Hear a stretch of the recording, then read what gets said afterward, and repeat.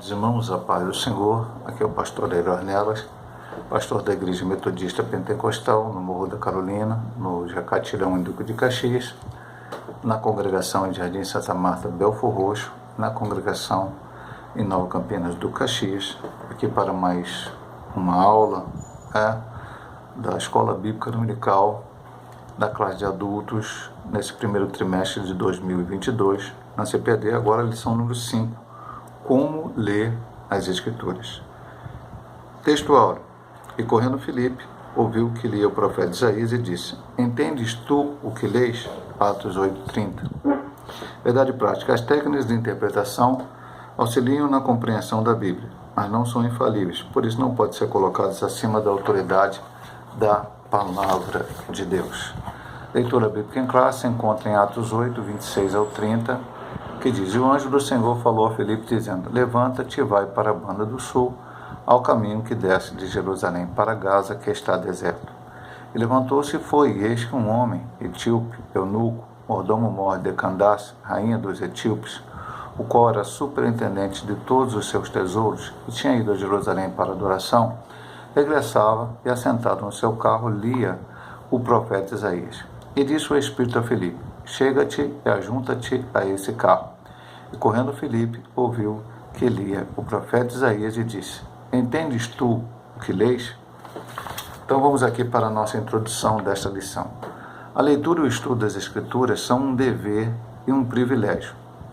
Por isso temos que zelar pelo conhecimento bíblico e estar conscientes da necessidade de aplicar o texto sagrado em nossas vidas. Tiago alerta que devemos ser cumpridores da palavra e não apenas ouvintes. Nesta lição veremos a importância dos princípios basilares da interpretação bíblica. Lembrando, irmão, que nós estudamos a autoridade da Bíblia na primeira lição, depois estudamos a inspiração da Bíblia, depois nós estudamos a infalibilidade e a inerrância da Bíblia Sagrada e também estudamos a estrutura da Bíblia. E nós vimos nessas lições todas que a Bíblia é a palavra de Deus, é inspirada por Deus, ela vem de Deus, nada do ser humano. O ser humano foi apenas usado por Deus, o Espírito Santo inspirou as pessoas a escrever. Portanto, e eu já falo com o irmão, que lá na conclusão da lição, nós vamos ter uma palavra muito forte sobre isso. Ela é no ponto 3, na verdade, vamos ter uma parte muito forte sobre essa questão de crer realmente na Bíblia. Mas como eu vou crer numa coisa que eu não li? E como eu vou colocar em prática se eu não ler? Então, o primeiro fato é ler a Bíblia. Mas basta somente ler a Bíblia? Não, olha o que diz aqui. Leitura e o estudo. Estudo é uma coisa, leitura é outra. O que é leitura? Eu chegar e ler. Posso ler um jornal, posso ler uma revista, posso ler qualquer coisa. Apenas ler. Eu vou ter uma informação ali sobre aquilo. Estudar é se aprofundar, tentar entender. E hoje, eu até diria que a verdade aqui, o título da lição não deveria ser como ler as Escrituras, deveria ser como estudar as Escrituras. E nós vamos ver alguns princípios basilares, como ele disse aqui no final, para essa interpretação bíblica, esse estudo bíblico. Depois ele disse que temos que zelar pelo conhecimento e estar consciente da necessidade de aplicar o texto sagrado em nossas vidas. Já falamos nas lições anteriores. A Bíblia não pode ser apenas um livro para a gente ler. Ela tem que ser um livro para ler, para guardar, para praticar, porque por isso que ela foi escrita. Não foi escrita apenas para você ter um conhecimento. Não é uma história. É num livro que eu descubro que Pedro Alves Cabral descobriu o Brasil. Pronto, eu sei disso, mas o que isso vai fazer diferença na minha vida? Nada. E assim por diante, qualquer outra informação histórica. A Bíblia não é assim. Quando ela conta a história de Davi, ela tem uma finalidade para que eu aprenda algo para a minha vida. Quando ela conta a história de Moisés, assim, e de Ana, de Noemi, de Ruth, de qualquer Paulo, Pedro, João, qualquer personagem. E especialmente porque é um livro que fala sobre Jesus. O Antigo Testamento, como já aprendemos, fala que o Messias viria, e o Novo Testamento diz que o Messias já veio, e o Messias voltará para arrebatar a sua igreja. Então, o primeiro ponto diz: a Bíblia precisa ser interpretada. E aí ele vai para vai ter algumas palavras um pouco difíceis, mas até um pouco difícil de entender, mas vamos tentar aqui, da melhor maneira possível, fazer com que os irmãos possam entender. A importância da exegese. O termo exegese ou exegese vem do grego traduzido como fora, e agein como sentido de guiar. Literalmente significa guiar para fora, isto é, extrair a intenção das palavras de um texto. Assim, o alvo da exegese é deixar que as Escrituras digam o que o Espírito Santo pretendia no seu contexto original. Dessa forma, para não fazer o texto significar aquilo que Deus não pretendeu, é necessário um minucioso exame das Escrituras, segundo Timóteo 2,15. O que está escrito em 2 Timóteo 2,15? Procura apresentar-te a Deus aprovado como obreiro que não tem do que se vergonhar e que maneja bem a palavra da verdade. Manejar aqui não é usar ao meu próprio prazer, ao meu próprio entendimento. É usá-lo da maneira correta, interpretá-lo da maneira correta, expô-lo da maneira correta, para que não somente eu seja abençoado, mas aqueles que estiverem ao meu redor. Por exemplo, o estudo das línguas bíblicas, dos fatos da história, da cultura e dos recursos literários usados no texto sagrado cooperam na compreensão do real significado das palavras inspiradas. É muito importante. O que exerce é tirar do texto. Você lê um texto bíblico, e há textos difíceis na Bíblia realmente, e a maioria deles precisa, para ser entendido, não somente daquele versículo lido ou daquele capítulo lido, precisa de um contexto que pode estar em todo aquele livro ou pode estar em toda a Bíblia. Se você buscar na língua original, e aí a gente sempre fala, o nosso português tem uma situação, o nosso português tem uma característica. O grego e hebraico, onde a Bíblia foi escrita, tem outra. Então, às vezes, uma palavra que para nós, e a gente sempre, eu cito amor, que é a mais fácil das pessoas entender. No grego, aqui no português, eu amo o meu pai, é amor. Eu amo a minha mãe, é amor. Eu amo a minha esposa, é amor. Eu amo meus filhos, a palavra é amor. Eu amo a Deus, é amor. No grego não é assim. Ágape, o amor de Deus. Filho, o amor entre irmãos. Eros, o amor entre cônjuges. E assim por diante. Então, quando eu leio a palavra, e aí acontecem tantas outras palavras, talvez até mais importantes do que a palavra amor, no contexto de entender a Bíblia, eu preciso entender o que aquela palavra está dizendo. Então, o conhecimento. Também, ele diz não só das línguas bíblicas, mas dos fatos da história. Às vezes, aquele autor está falando de um assunto que tem a ver com a história daquele momento e pertence, por exemplo, muitas vezes as pessoas pegam textos que é para Israel e colocam para a igreja. E às vezes, fatos que está se falando da igreja e aí diz que não é para a igreja, é para as pessoas não crentes, e assim vai por diante. Então, tem que sim entender, compreender aquele momento da história, o que está sendo falado. Cultura, nós vimos aí, vamos repetir nessa lição, vai ser dito, 40 autores, 1.600 anos, cada um vivendo um momento cultural, histórico diferente, mas a Bíblia é única, a Bíblia é una, a Bíblia não tem variações, mas a gente tem que entender aquele momento cultural também. E de alguns recursos literários, é uma coisa mais difícil. Aí alguém vai falar, pastor, mas aqui está falando de eu ler a Bíblia. Eu sei, meu amado irmão, que todas as pessoas que não tiveram acesso a um estudo muito profundo de várias situações, terá uma dificuldade. Se você quer realmente estudar a Bíblia, eu te dou 2 conselhos. Primeiro, você ler, você tem que ler sempre. Eu nunca digo, pastor, eu estou lendo, não estou entendendo. Não se preocupe, daqui a pouco não vamos falar alguma coisa no ponto 2 sobre isso. Mas, se você puder ter um bom dicionário bíblico perto de você, e às vezes você não tiver, você pode acessar pelo Google. Existem bons dicionários bíblicos que você pode, ao não entender uma palavra, ir lá e ver, tentar entender o contexto. Às vezes uma boa Bíblia de estudo, tudo que está escrito na Bíblia de estudo, todas as notas de rodapé são corretas? Não, nem todas são. Mas você pede a ajuda de Deus, do Espírito Santo, nós vamos falar depois sobre isso, vai entender. Ponto.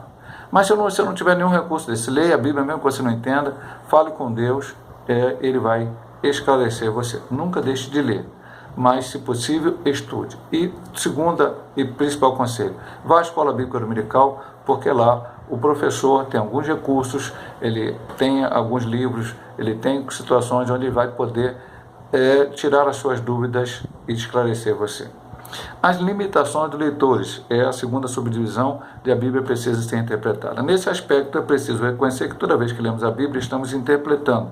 Isso porque todos os leitores são também intérpretes. Ele cita Daniel 9:2, que é quando Daniel, ele diz lendo os livros, porque no Antigo Testamento havia uma divisão diferente, a gente já falou sobre isso.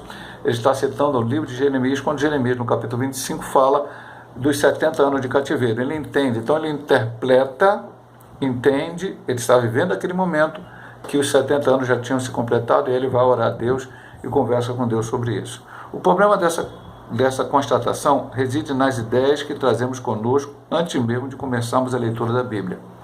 Então eu vou ler a Bíblia, mas eu já trago uma ideia pré-concebida sobre o que eu acho que a Bíblia deveria falar, o que a Bíblia deveria ensinar. Eu não posso trazer essa ideia pré-concebida. Eu tenho que ler a Bíblia, estudar a Bíblia e tentar entender aquilo que o Espírito Santo falou através daquele autor para mim, e pegar esta palavra e aplicar na minha vida.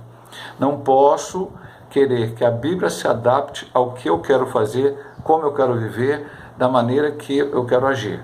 Mas eu tenho que lê-la e entendê-la. Se ela disse não pode fazer, não pode fazer. Se ela disse faça, tenho que fazer.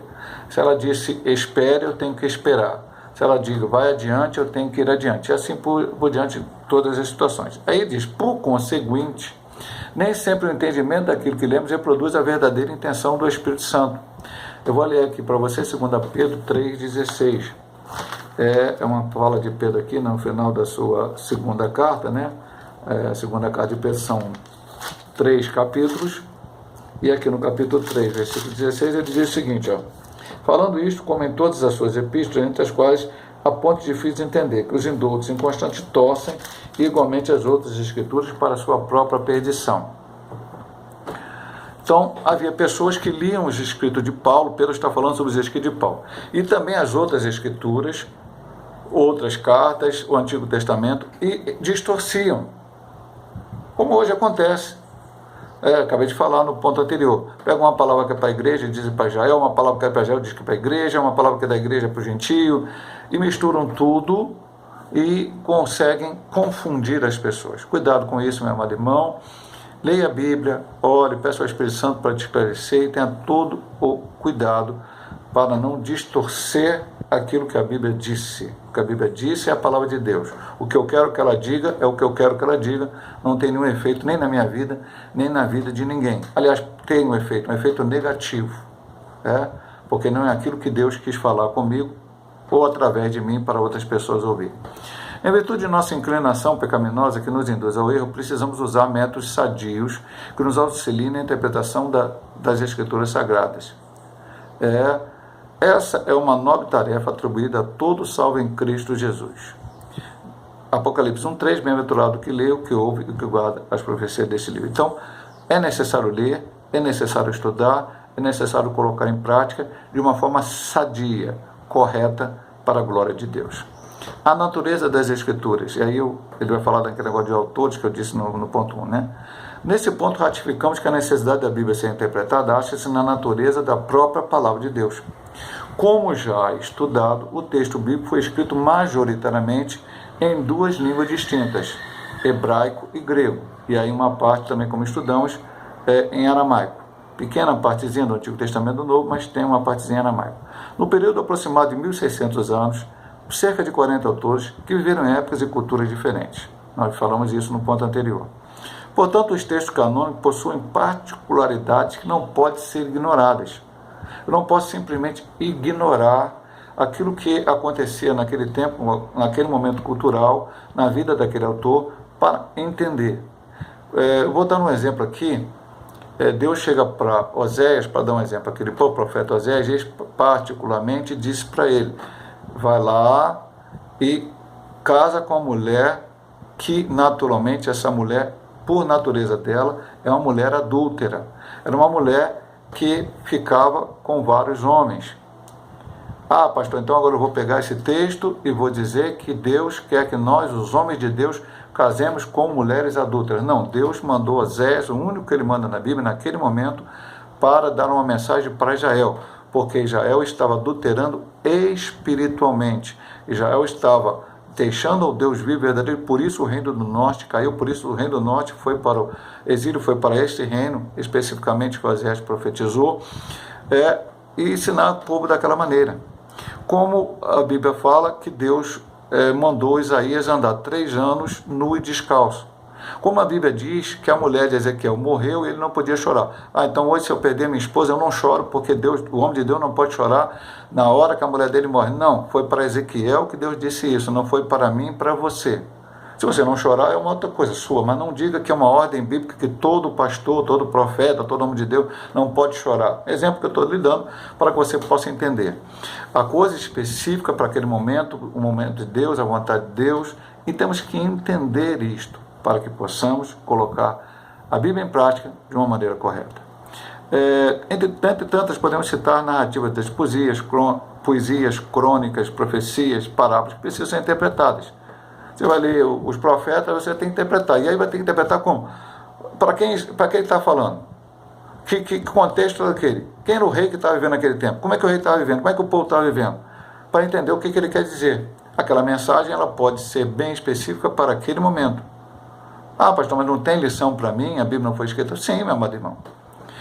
Muitas vezes a lição é: não faça aquilo que esse rei fez, esse povo fez. Não faça dessa maneira, porque senão você pode realmente sofrer consequências parecidas com aqueles que estão acontecendo. Mas não quer dizer que todas as pessoas vai acontecer aquilo que aquele profeta disse, por causa que ele disse para aquele momento, para aquele rei, para aquele povo. E aí você precisa entender. A poesia, Cantar de Salomão é difícil de entender, fala de muitas coisas, o amor entre uma mulher, prefigurando, como nós cremos, o amor entre Cristo e a igreja. Então tem que interpretar, tem que entender.